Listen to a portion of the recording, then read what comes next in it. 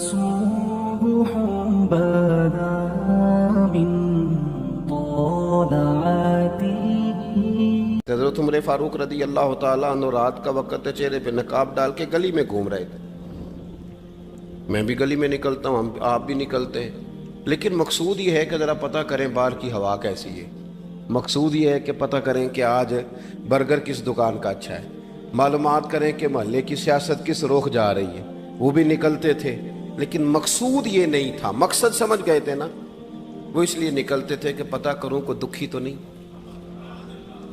کوئی تکلیف میں تو نہیں، کوئی آزمائش میں تو نہیں۔ دیکھیں نا، کام وہی ہے، میں بھی کرتا ہوں، آپ بھی کرتے ہیں، ساری دنیا کرتی، لیکن وہ ایکم احسن عملا، کردار کس کا ستھرا ہے، ذہن کس کا اونچا ہے، ذوق کس کا بڑا ہے۔ زندگی وہ بھی بتا گئے، ہم بھی گزار رہے ہیں، لیکن وہی کمزور باتیں اور وہی روایتی گفتگو اور وہی لب و لہجہ اور وہی دنیا داری کے مخصوص سی ہماری گفتگو، فلاں کیا کر رہا ہے، کہاں پہنچ گیا۔ اگر پیسے کسی نے نہیں کمائے تو کہاں نکھٹو ہے تب نہیں کمائے، اور اگر زیادہ کما لیا تو کہنے لگے ایک نمبر طریقے سے تو نہیں کمائے جا سکتے، یہ کوئی غلط رستہ اختیار گفتگو ہے بس، نشستن گفتن برخاستن۔ تو اعلیٰ کام، اعلیٰ کردار ان لوگوں، حضرت عمر گزر رہے تھے تو غلام ساتھ تھا، ایک شخص کو دیکھا کہ مدینے کے باہر خیمہ لگایا ہوا ہے۔ بھئی خیریت ہے، یہاں خیمہ کو لگایا؟ کہنے لگا امیر المومنین سے ملنے آیا ہوں، رات ہو گئی تھی تو سوچا یہیں قیام کر لیتا ہوں، صبح ان سے ملوں گا۔ تو فرمایا اندر کسی کے درد سے کراہنے کی آواز آتی ہے، کہنے لگا میری بیوی ہے اور بچے کی ولادت کا وقت آ گیا، تکلیف میں۔ حضرت عمر دوڑے گھر گئے، اپنی اہلیہ سے کہنے لگے نیکی کمانے کا ارادہ ہے؟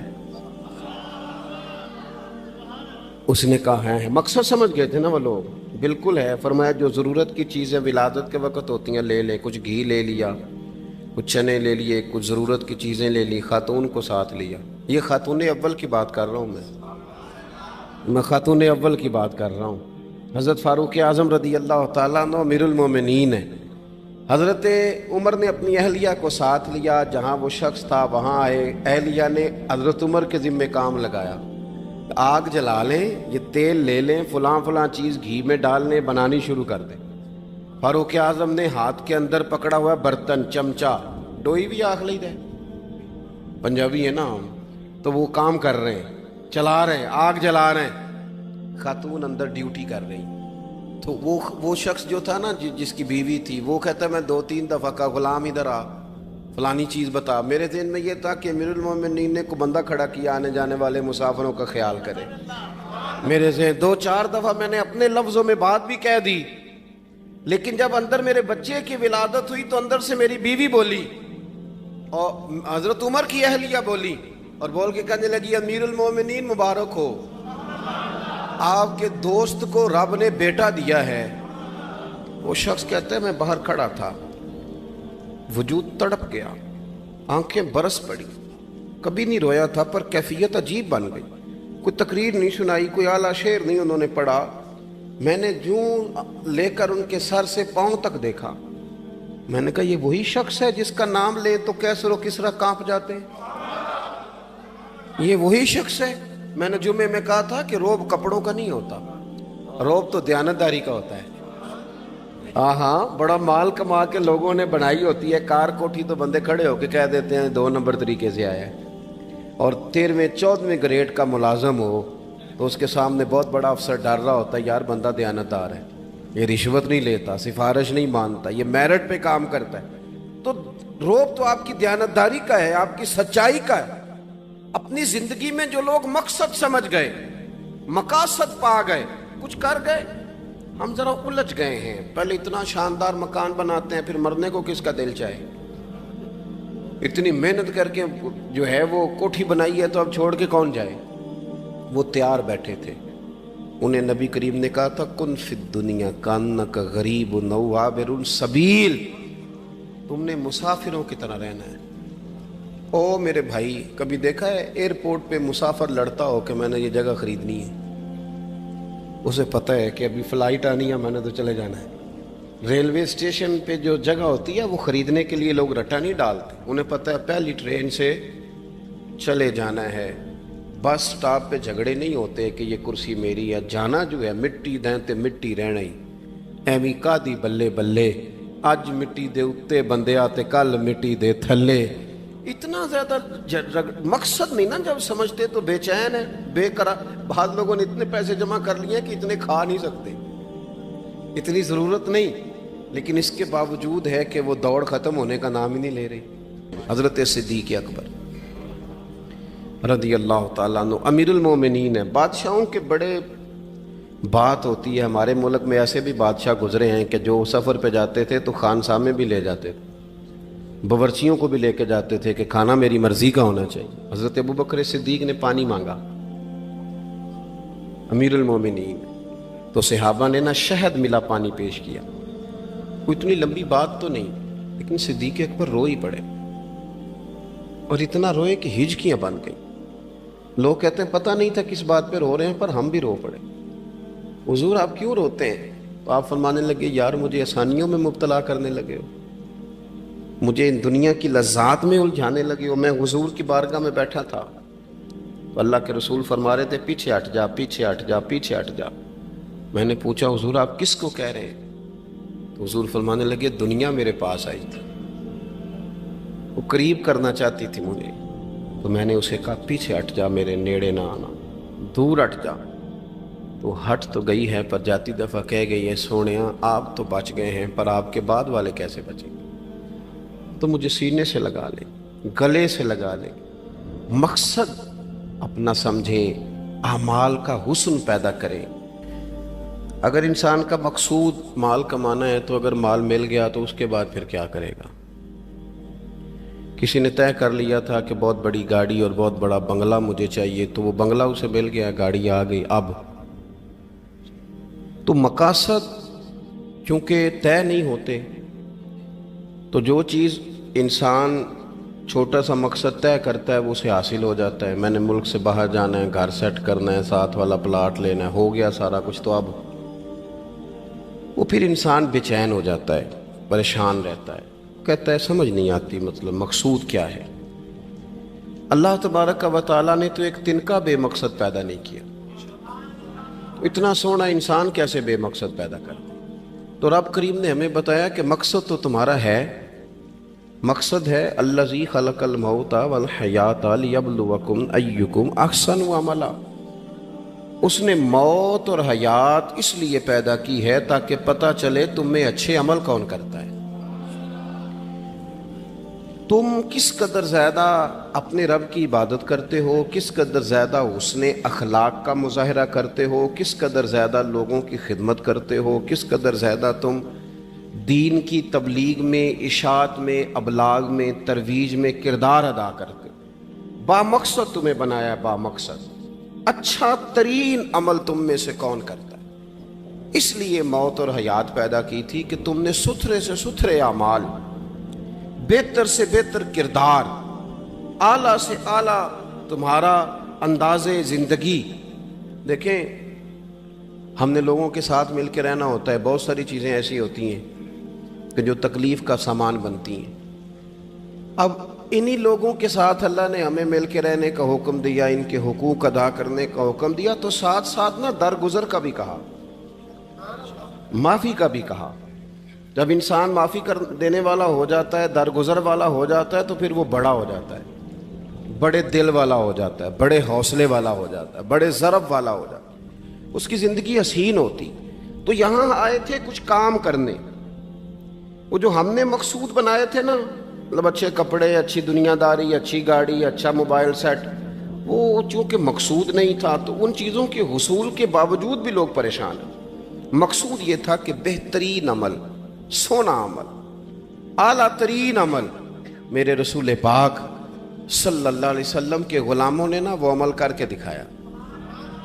आला तरीन मिजाज रखते थे और आला तरीन खिदमत, यानी लोग उनका किरदार देख के ना, किरदार और अमल देख के, हम तो लंबी तकरीरें करते हैं, बातें करते हैं, बड़ा कुछ बताना पड़ता है, लेकिन वो बस थोड़ा सा ना लोग उनके पास उठते बैठते थे, आते जाते।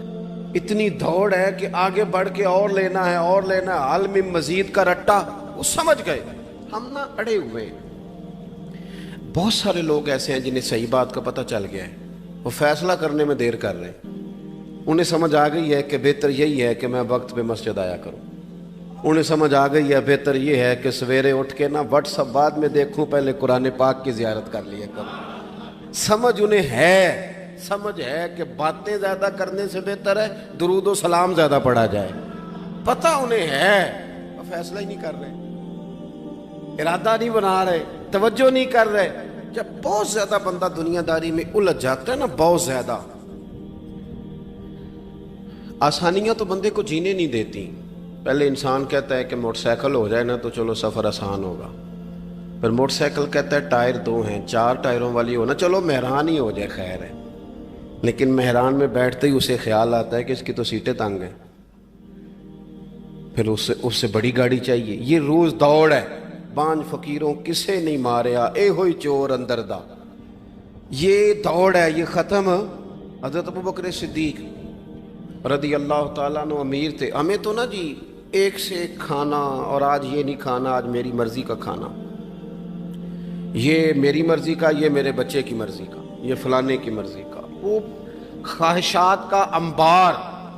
اور نفس بچے کی طرح ہوتا ہے، خواہش پوری کرو تو فوراً ہی دوسری بھی بتا دیتا ہے، دوسری پوری کرو تو تیسری کی بھی خبر دے دیتا ہے۔ ہم نا کیونکہ الجھ جاتے ہیں، پھر وہ الجھاؤ ہمیں باہر نہیں نکلنے دیتا۔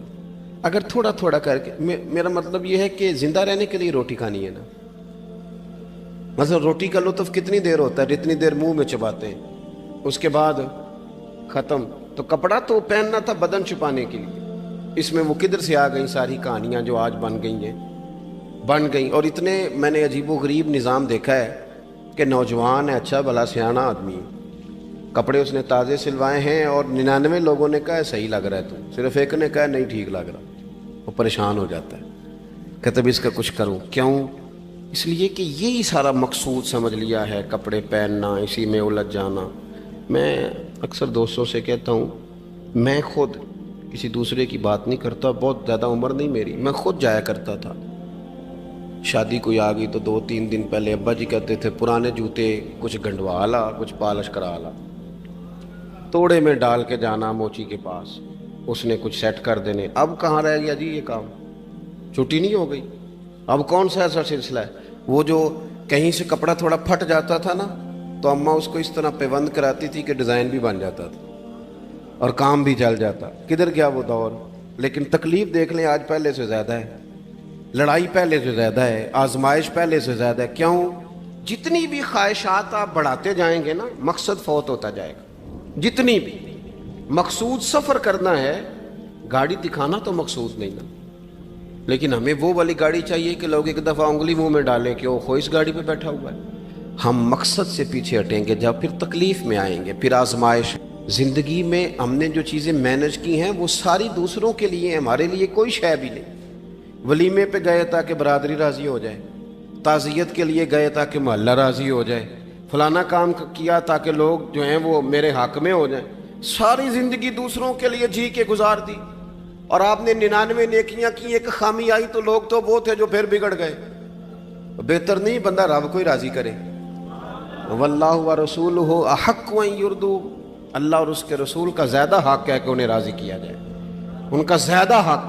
اپنی زندگی میں معاملات کو ترتیب دیں، ایک مخصوص ذہن بنائیں، اتنا سویرے قرآن شریف پڑھنا ہے، اتنا درود پاک، اور یہ راز ہو ہمارا اور ہمارے رب کا، یہ راز ہو، اتنی دیر مصلی پہ بیٹھنا ہے۔ میرے ایک دوست ہیں ڈاکٹر صاحب، میں بیٹھا تھا تو وہ ایک شخص کو کہہ رہے تھے تیرے دل میں کچھ باتیں ہیں، نکال دے تاکہ تیری ٹینشن ریلیز ہو جائے، تیری صحت ٹھیک ہو جائے گی۔ تو بندہ کہہ رہا تھا اچھا ٹھیک ہے ڈاکٹر صاحب۔ تو میں نے کہا کہ اگر آپ اجازت دیں تو ایک بات میں بھی کر لوں؟ نے کہا آپ بھی کر لیں۔ تو میں نے کہا ڈاکٹر صاحب کچھ دکھ بڑے ذاتی اور نجی ہوتے ہیں، بندہ کسی کے سامنے کہہ ہی نہیں سکتا، بڑے ذاتی قسم کے ہوتے ہیں وہ، آپ کسی کے سامنے جتنا مرضی کوئی قریبی ہو، وہ بندے کی اپنی اندر کی کچھ ایسی تکلیفیں ہوتی ہیں اندر کی، آزم گنڈاں دے وچ گنڈاں 10 کیڑی کھولا، بڑے مسئلے ہوتے ہیں، آپ کیسے بیان کر سکتے ہیں، سوال ہی نہیں پیدا ہوتا۔ تو کہنے لگا پیر صاحب حال تو ہوگا نا؟ میں نے کہا بالکل ہے، ہمیں ہمارے دین نے دعا سکھائی ہے، جو کسی سے نہیں کہہ سکتے وہ اپنے رب سے کہہ دو۔ اللہ کے حضور عرض کر دو، کشکول طلب دراز کر کے کہہ دو مالک یہاں پریشان ہوں، وہ بڑا کریم ہے، عطا بھی کرے گا اور پردہ پوشی بھی فرمائے گا۔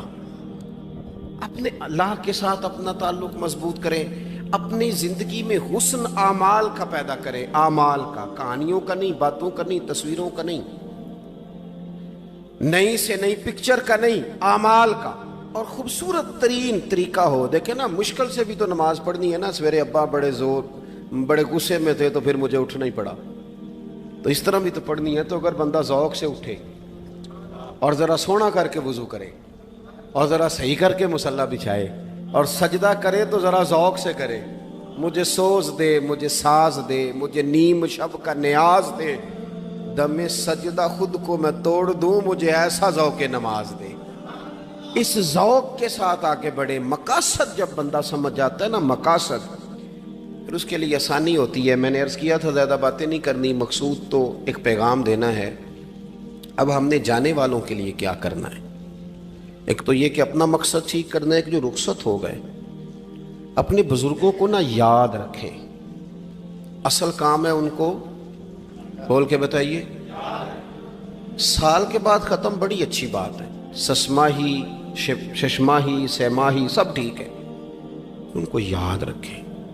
حضور نہ یاد رکھتے تھے، اپنی والدہ کا ذکر کرتے تھے، اپنے والد کی بات کرتے تھے، اپنے دادا کا ذکر کرتے تھے، اپنے جانے سیدہ خدیجہ الکبریٰ رضی اللہ تعالیٰ عنہ وصال کر گئیں تو حضرت عائشہ کہتی ہیں حضور اکثر گھر میں ان کا ذکر کرتے تھے۔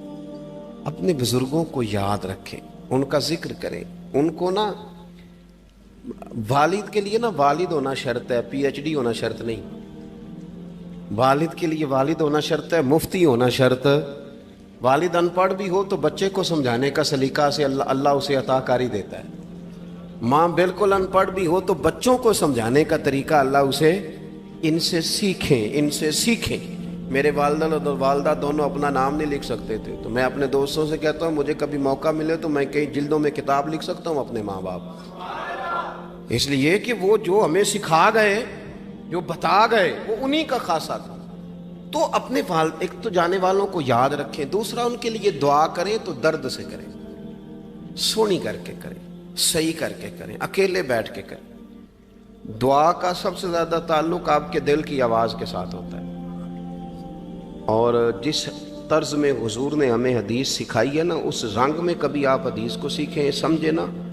حضور فرماتے ہیں جس طرح دریا میں ڈوبنے والا سہارا تلاش کرتا، دریا میں اسے کتنی کو جلدی ہوتی ہے، غوطے لگ رہے ہوتے ہیں، وہ اس طرح کا نہیں ہوتا کہ میں عصر کی نماز کے بعد پھر آؤں گا تجھے نکالنے، اس طرح تو نہیں نہ ہوتا۔ دریا میں ڈوبنے والا جس طرح کشتی سہارا تلاش کرتا ہے، حضور فرماتے ہیں اس طرح قبر میں جانے والا دعاؤں کا انتظار کرتا ہے۔ آپ نے دیر کر دی دعا مانگنے میں، ختم دلانے میں دیر کر دی، کت صبح و شام ہمہ وقت دعا۔ ابھی آپ آیتیں سن رہے تھے سورہ ابراہیم کی، اللہ نے نماز میں رکھ دی، ربنا اغفر لی ولی وللمؤمنین یوم یقوم الحساب۔ ایک تو نے یاد رکھیں، خوب دعا کریں، اور دوسرا کوشش کریں کہ وہ جو نیکیاں کرتے تھے وہ نیکیاں بھی جاری رہیں، جن لوگوں سے ان کا اچھا تعلق تھا وہ تعلق بھی قائم رہے۔ یہ بھی کوشش کریں کہ ان کے لیے صدقات و خیرات کریں، اور قیمتی صدقہ دیں۔ قیمتی، میں بات ختم کرنے لگا ہوں، بس قیمتی صدقہ دیں، قیمتی۔ 15 تولے سونا گھر میں پڑا ہوتا ہے، قیمتی ہوتا ہے نا۔ کبھی کسی نے چوک میں بتایا کہ آج 15 تولے سونا میرے گھر میں پڑا ہے؟ بولو نا، لگتا ہے تو سن دس چھڑنا ہے۔ اگر گھر میں 50 لاکھ روپے کیش پڑا ہو تو چوک میں گلی میں آ کے آپ بات کریں کہ گھر میں پیسے پڑے ہیں، کیوں؟ کہ وہ قیمتی ہیں، کوئی لے نہ لے۔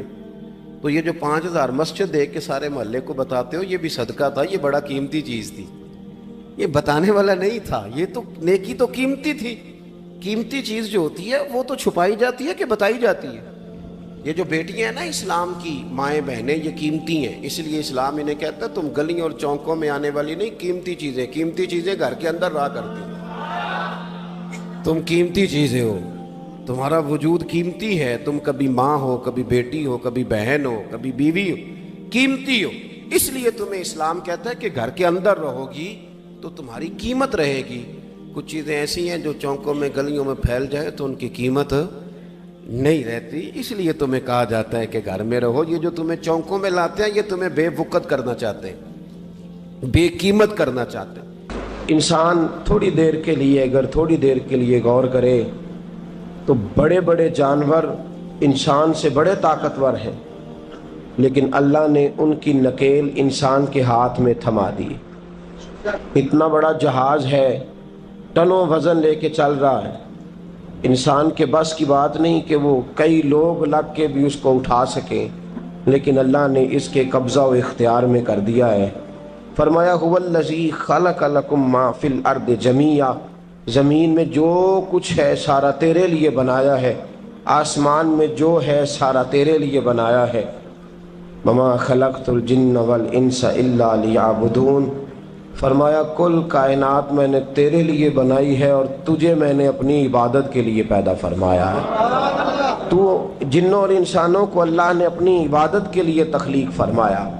مقصد زندگی, مقصد تخلیق, دنیا میں آنے کا مقصد اولین اور مقصد آخری اللہ کی عبادت, اللہ کی معرفت, اللہ کی طرف توجہ, اللہ کی طرف رجوع. یہی ایک مقصد تھا انسان کے آنے کا. اسی کو قرآن نے بیان کیا تھا. اپنے اپنے مقاصد, درود شریف پڑھنے والے بلند صلاۃ و سلام علیکہ یا سید یا رسول اللہ. اپنے اپنے مقاصد, اپنے اپنے معاملات کو ہم نے ترتیب دے لیا ہے. صبح سے شام تک کے معاملات سارے کے سارے ہمارے ذاتی, نجی اور ہمارے اپنے بنائے ہوئے مقاصد کے تحت گزر رہے ہیں. حالانکہ رب کریم نے فرمایا کہ انسان میں نے تجھے اپنی عبادت کے لیے بنایا ہے, اپنے لیے تجھے بنایا ہے. تو میری بارگاہ میں سجدہ ریز ہو, تو میری بارگاہ کی طرف توجہ کرے, تو میرے لیے تسبیح پڑھے, تو تحلیل کے جملے بولے, تو تکبیر کہے, تو میرے محبوب پہ نازل ہونے والے قرآن کی تلاوت کرے. تجھے تو اس لیے بنایا تھا. عبادت کا معنی یاد رکھیے گا, عبادت کا معنی فقط نماز پڑھنا نہیں, عبادت کا معنی صرف نماز پڑھنا نہیں. نماز عبادت کا ایک جز ہے, نماز عبادت کا ایک حصہ ہے. عبادت نماز پڑھنے کا نام نہیں, عبادت روزہ رکھنے کا نام نہیں, عبادت صرف اور صرف حج کرنے کا نام نہیں, فقط ذکر فکر کرنا عبادت نہیں, بلکہ اللہ کا حکم ماننے کا نام عبادت ہے. خدا رسول کی بات ماننے کا نام عبادت ہے. جہاں جانے کا خدا حکم دے وہاں چلے جاؤ, یہ عبادت ہے. جہاں جانے سے منع کر دے وہاں کبھی نہ جاؤ, یہ عبادت ہے.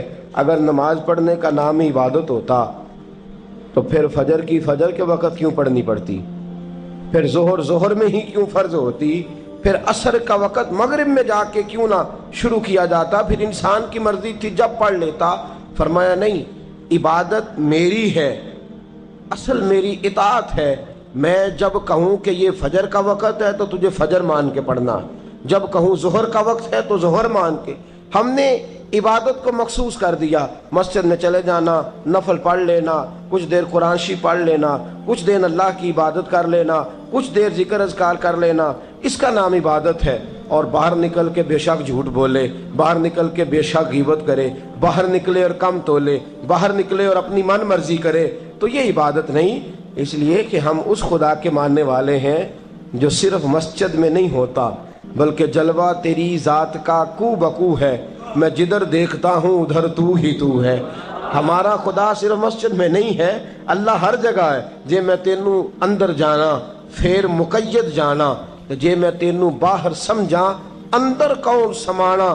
اندر بھی تویں باہر بھی تویں وچ بلا کون نمانا. اصل بات یہ ہے کہ جب خدا ہر جگہ ہے تو اللہ تبارک و تعالیٰ کا حکم ہر جگہ ماننا ہے, ہر جگہ اطاعت کرنی ہے, ہر لحاظ سے. رب کی بات ماننے کا نام عبادت ہے. اللہ کی, اس کے رسول الپاک صلی اللہ علیہ وسلم کی بات ماننے کا نام, توجہ ہے آپ کی میری بات پہ, عبادت کا مفہوم سمجھیے گا, عبادت کا مفہوم سمجھیے گا. ہمارا وہ دین نہیں جو پنڈتوں جوگیوں راہبوں کا مذہب ہے کہ جنگلوں میں نکل جاؤ تسبیح لے لو, میں کھٹکتا ہوں دل عالم میں کانٹے کی طرح اور تو فقط اللہ اللہ اللہ. یہ مذہب نہیں. ہمارا دین کہتا ہے مسجد میں بیٹھ کے جو ذکر کرے گا اسے بھی ثواب ملے گا، اور جو محنت کر کے کما کے بچوں کو کھلائے گا اسے بھی ثواب ملے گا۔ ہمارا دین یہ کہتا ہے جو مسجد میں بیٹھ کے قرآن پڑھے گا اسے بھی ثواب ملے گا، اور جو گلی میں پڑا ہوا کانٹا اٹھا دے گا اسے بھی اللہ اجر عطا فرمائے گا۔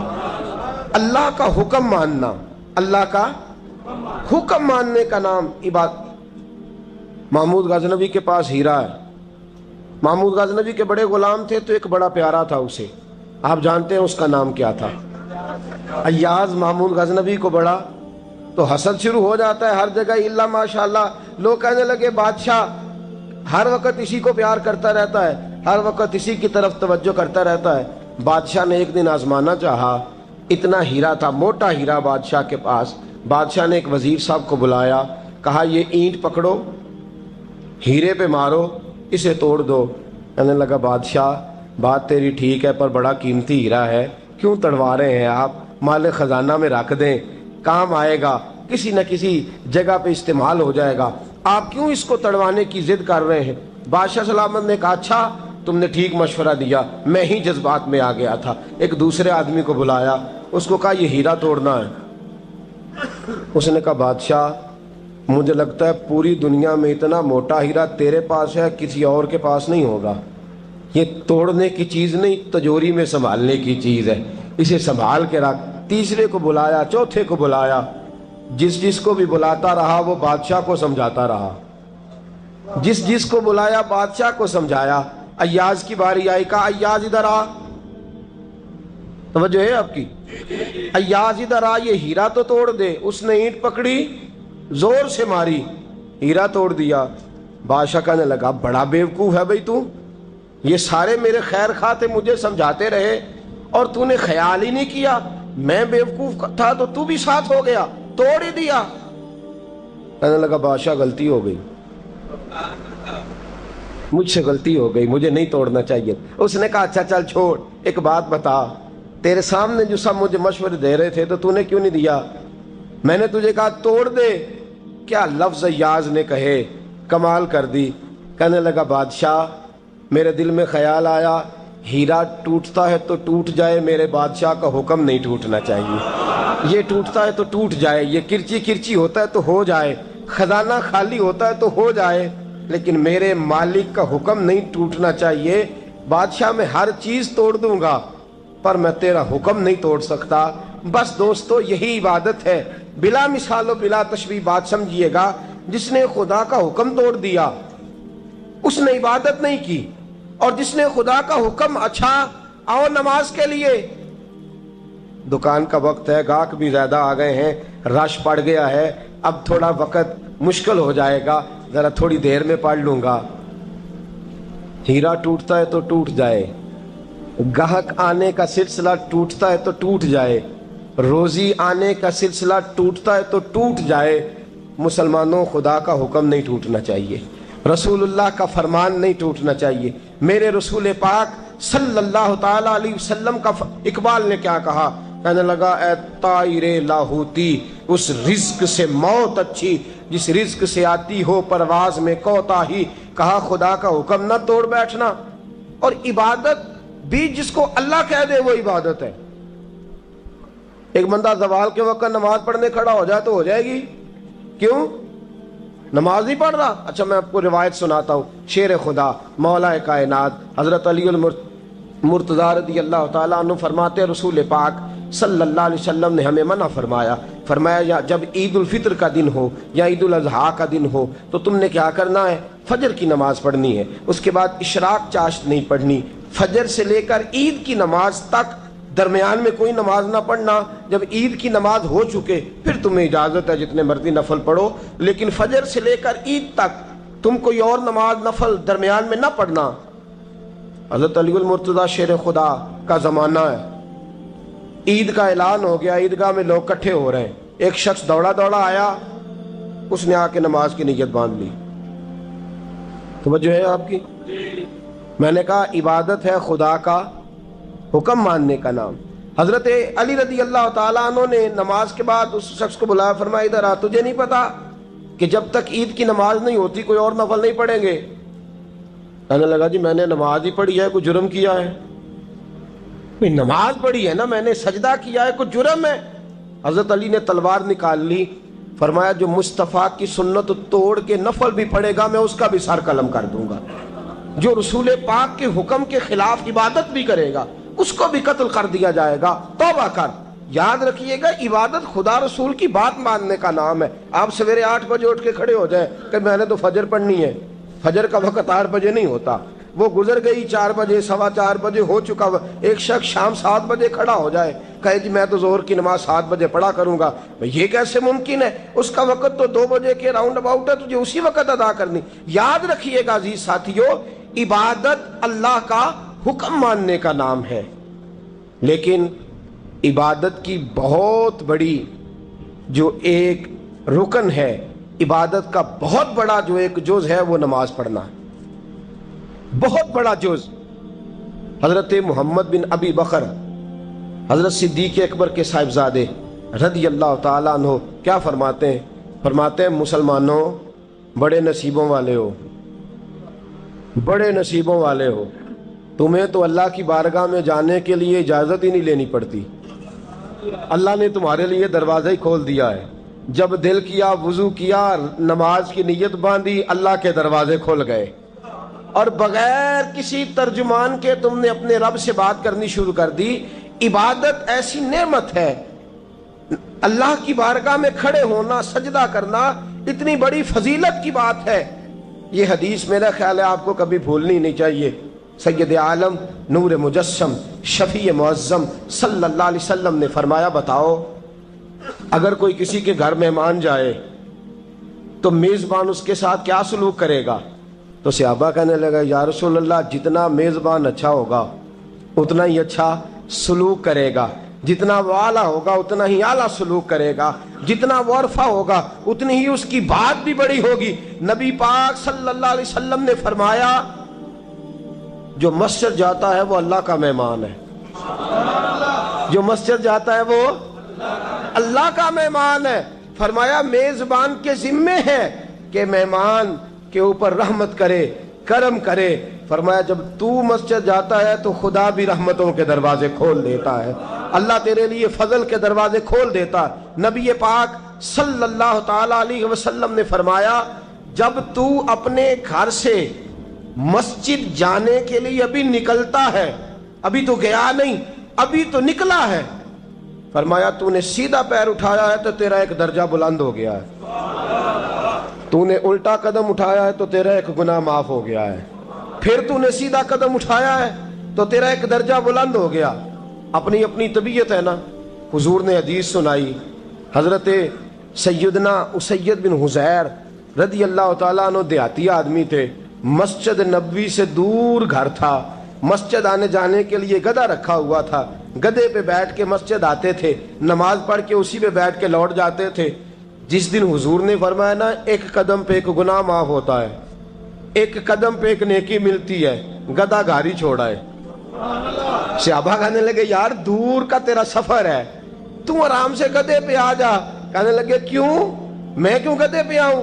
میں تو روز پیدل آؤں گا، تم سب کے تھوڑے تھوڑے گناہ معاف ہوں گے، تھوڑے تھوڑے درجے بلند ہوں گے، میں نے چونکہ دور سے آنا ہے اللہ میرے زیادہ گناہ معاف فرمائے گا، میرے زیادہ درجے بلند فرمائے گا، میرے اوپر زیادہ کرم نوازی فرمائے گا۔ جو مسجد کی طرف چل کے آیا ایک ایک قدم پر اللہ اس کے درجے بلند کرے گا، ایک ایک قدم پہ اللہ اس کے گناہ معاف کرے گا۔ نبی پاک صلی اللہ تعالی وسلم کی اپنی سنت کیا ہے؟ حضرت زید بن ثابت رضی اللہ تعالیٰ عنہ فرماتے ہیں میں ایک دن حضور کے ساتھ مسجد کی طرف نکلا، جب ہم جانے لگے نا تو جو رسول پاک کا انداز تھا نا چلنے کا وہ بڑا پیارا ہوتا تھا، دھیما سا چلتے تھے، نظر مبارک جھکی رہتی تھی۔ سید عالم صلی اللہ علیہ وسلم کی ادائیں ایسی حسین تھیں، تیری سیرت تیری صورت زمانے سے نرالی ہے، تیری ہر ایک ادا پیارے ادائے بے مثالی ہے۔ فرمایا جھکی جھکی نظروں سے حضور چلتے تھے۔ آج میں ساتھ ہوں، پہلے بھی کئی دفعہ ساتھ تھا، مسجد کی طرف جا رہے تھے، کسی جگہ سے واپس لوٹے تھے، کسی کے گھر سے مسجد جا رہے تھے۔ فرمایا ہلکے ہلکے قدم، چھوٹے چھوٹے قدم، آہستہ آہستہ حضور چل رہے ہیں۔ فرماتے ہیں میرے دل میں بار بار خیال آتا، کہ یہ حضور کا چلنے کا وہ انداز نہیں جس انداز میں حضور چلتے ہیں. چلتے پہلے بھی دھیما ہے، چلتے پہلے بھی بڑا پروقار ہے، لیکن آج کچھ زیادہ ہی آہستہ چل رہے ہیں، آج قدموں میں زیادہ ہی ٹھہراؤ آ گیا ہے. فرماتے میں بے چین تھا، میرے دل میں تصور تھا، جرت نہیں کرتا تھا پوچھ لوں اے پائے نظر ہوش میں آ یہ کوہ نبی ہے، آنکھوں سے بھی چلنا یہاں بے ادبی ہے. جرت نہیں ہوتی تھی کہ پوچھ ہی لوں، استفسار ہی کر لوں. فرماتے مسجد کا دروازہ آیا. کمال یہ تھا کہ آگے آگے حضور تھے، پیچھے پیچھے میں تھا. جب مسجد کا دروازہ آیا تو حضور نے رخ پھیرا، فرمایا تو سوچ رہا ہوگا کہ میں آہستہ آہستہ کیوں چل رہا ہوں، تو سوچ رہا ہوگا کہ میں آہستہ. ایک شعر ہے، اللہ کرے آپ کو یاد رہ جائے. میں بریلی شریف حاضر ہوا تو میں نے، ہمارے ایک شیخ تھے حضرت صدر العلماء علامہ تحسین رضا صاحب رحمۃ اللہ علیہ، میں نے ان سے کہا حضرت جی کو تازہ شعر لکھ کے دے مجھے، تازہ.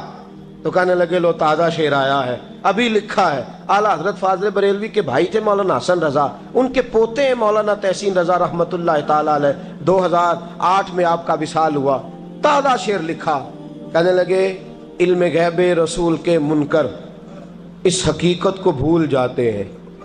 اللہ کرے آپ شعر کے حسن کو سمجھیں، اور جو شعری ذوق کے لوگ ہیں وہ سمجھے کہ بات کہاں سے چھیڑی ہے، کہاں تک گئی ہے. علم غیب رسول کے منکر اس حقیقت کو بھول جاتے ہیں. غیب مانا کہ راز ہے لیکن راز اپنوں سے کب چھپاتے ہیں. علم غیب رسول کے منکر اس حقیقت کو بھول جاتے ہیں. غیب مانا کہ راز ہے لیکن راز اپنوں سے کب چھپاتے ہیں. حضرت زید بن ثابت رضی اللہ تعالیٰ عنہ فرماتے رخ پھیرا اور حضور نے فرمایا تو سوچ رہا ہوگا کہ سونے آج بڑے دھیمے دھیمے قدم چل رہے ہیں، بڑا آہستہ آہستہ قدم اٹھا رہے ہیں. حضور نے فرمایا جو مسجد کی طرف چل کے جاتا ہے اللہ کی رحمت آگے بڑھ کے اس کا استقبال کرتی ہے. اور فرمایا جتنے قدم زیادہ ہوتے ہیں اتنے درجے بھی زیادہ بلند ہوتے ہیں. میں اس لیے آہستہ آہستہ آیا ہوں کہ اللہ میرے زیادہ درجے بلند فرما دے. اس لیے آیا ہوں کہ زیادہ درجے. مسجد میں اس لیے آہستہ. عبادت کی فضیلت دیکھیں، گھر سے بندہ چلے، ابھی پتہ نہیں مسجد میں وضو کرنا ہے اس نے، ابھی پتہ نہیں 2 رکعتیں پڑھے گا کہ 4 پڑھے گا. فرمایا عبادت کے لیے نکل بھی پڑے تو اللہ اس کے درجے بلند کرنے شروع فرما دیتا ہے. درجے بلند ہونے شروع ہو گئے. بنو سلمہ قبیلہ ہے، محلہ ہے. بنو قریظہ یہودیوں کا محلہ تھا، اس کے بعد بنو سلمہ مسلمانوں کا محلہ تھا، اور تقریباً آج کے حساب سے 1.5-2 کلومیٹر کا فاصلہ تھا مسجد نبوی سے. پیدل چل کے آتے تھے لوگ. کتنے کلومیٹر؟ پیدل چل کے آتے تھے. وہاں سے پیدل آتے تھے نماز پڑھنے. مسجد نبوی کے ساتھ یہودیوں کے مکان تھے، انہوں نے وہ جگہ خالی کر دی. بنو سلمہ قبیلے کے لوگوں نے چاہا کہ ہم جگہ کو خرید لیں. نبی کریم علیہ السلام کو پتہ چلا، حضور نے بلایا، فرمایا مجھے پتہ چلا ہے تم مسجد کے قریب آنے لگے ہو، ویسے ایک بات میرے دل میں ہے، میرا دل کرتا ہے کر دوں. صحابہ مسجد کے قریب رہنا پسند کرتے تھے، اور آج کل جی اے مولوی سون نہیں دیں دے. یقین کریں مسجد کے دائیں بائیں آگے پیچھے جو گھرانے ہوتے ہیں وہ کہتے ہیں جی ہم بڑے پریشان ہیں، یہ تو ہمیں سونے نہیں دیتے. صحابہ قریب رہنا. آپ دیکھیں نا، نبی کریم علیہ السلام کا گھر دروازہ مسجد میں کھلتا ہے، حضرت صدیق اکبر کا گھر دروازہ مسجد میں کھلتا ہے، سیدہ فاطمہ جناب علی کا آستانہ دروازہ مسجد میں کھلتا ہے. صحابہ مسجد کے قریب رہنا پسند کرتے تھے. بنو سلمہ قبیلے کے لوگوں نے چاہا ہم بھی قریب آ جائیں. حضور نے بلایا، فرمایا مجھے پتہ چلا ہے تم مسجد کے قریب آنا چاہتے ہو. یا رسول اللہ دور سے چل کے آنا پڑتا ہے، ارادہ ہے قریب آ جائیں. حضور نے فرمایا دور ہی رہو، تم اس طرح کرو دور ہی رہو. کہا یا رسول اللہ کیا مطلب؟ فرمایا فرشتے جب بھی نیکیاں لکھتے ہیں عبادت کی، ابھی تک تمہارا پہلا نمبر ہے، ابھی تک تمہارا پہلا نمبر ہے. یا رسول اللہ کیا مطلب؟ فرمایا اس لیے کہ تم دور سے چل کے آتے ہو تو اللہ تمہیں زیادہ اجر عطا فرماتا ہے. آخر دعوانا ان الحمدللہ رب العالمین. اللهم صل على سيدنا ومولانا محمد. اللهم صل على سیدنا و مولانا محمد. اللہ کے شیر حیدر کرار پر درود. اللہ کے شیر حیدر کرار پر درود. اللہ کے شیر حیدر کرار پر درود. حضرت حسن حسین کے کردار پر درود. اللہم صلی علی سیدنا و مولانا محمد وعلی سیدنا علی و سیدتنا فاطمہ و سیدتنا زینب و سیدنا حسن و سیدنا حسین وعلی آلہ و صحبہ و بارک وسلم. زینب کی بارگاہ میں زینب کی بارگاہ میں زینب کی بارگاہ میں زینب کی بارگاہ میں سلام نیاز ہے. زینب کی بارگاہ میں سلام نیاز ہے. جو مرتضیٰ کی لاڈلی زہرا کا ناز ہے. اللہم صلی علی سیدنا و مولانا محمد وعلی سیدنا علی و سیدتنا فاطمہ و سیدتنا زینب و سیدنا حسن و سیدنا حسین.